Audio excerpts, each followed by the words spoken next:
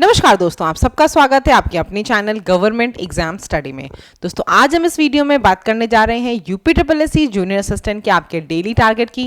जो 60 डेज का टारगेट है उसमें आज आपका है डे 25 और मैं लगातार आप सभी से कह रही हूँ कि 60 डेज में आपको अपनी स्ट्रैटेजी बनाकर इन टारगेट्स को अचीव करके अपनी तैयारी को इतना अच्छा कर लेना है कि उसके बाद आपके जो समय है उसमें आप बहुत बेहतरीन ढंग से अपने रिविजन को कर सको।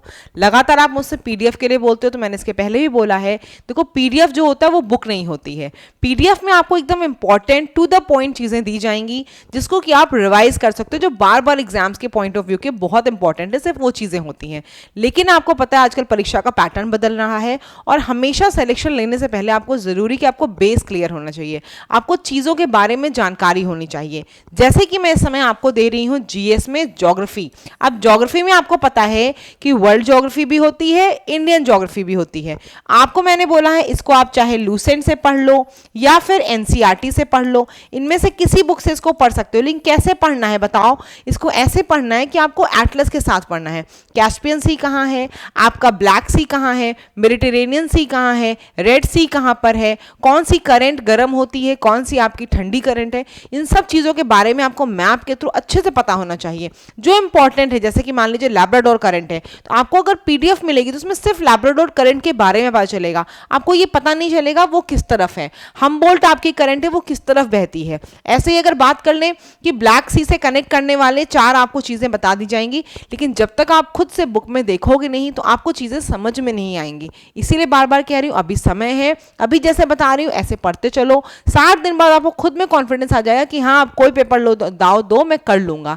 इसीलिए एक चीज और बोलती हूँ, टॉपिक्स के साथ साथ अपने आप गूगल से, बुक से, जहां से भी हो, प्रैक्टिस सेट उस टॉपिक के डेली किया करो। ठीक, आज हमारा डे है 25। हिंदी में आपको पढ़ना है विराम चिन्ह। कैसे पढ़ना है आपको पता है, विराम चिन्ह में अल्प विराम, अर्ध विराम, ये सब आपके आते हैं। प्रश्नवाचक चिन्ह आपको पढ़ना है कि वो क्या होता है डेफिनेशन के साथ। पिछली बार जो क्वेश्चन आया था आपका शायद अल्प विराम का आया था, पूछा गया था अल्प विराम कब लगाया जाता है। 3-4 ऑप्शन थे और आपसे वो पूछा गया था। तो आपको क्या करना है, इनके चिन्ह क्या है, कैसा सिंबल होता है वो, प्लस जो डेफिनेशन है कब इनका प्रयोग किया जाता है, वो आपको अच्छे से पढ़ना है आज हिंदी में।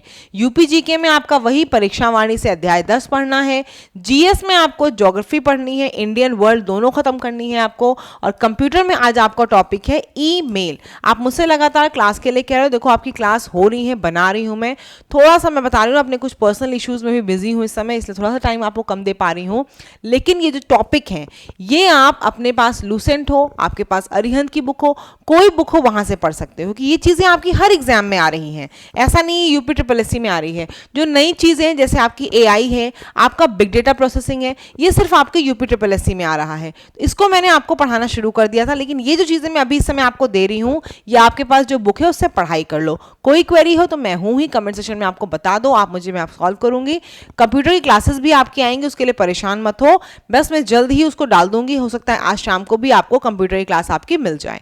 धन्यवाद। चैनल पे नए होगे सब्सक्राइब जरूर करना और प्लीज टारगेट को डेली अचीव करने की कोशिश किया करो और करने के बाद कमेंट सेक्शन में जरूर बताया करो। धन्यवाद।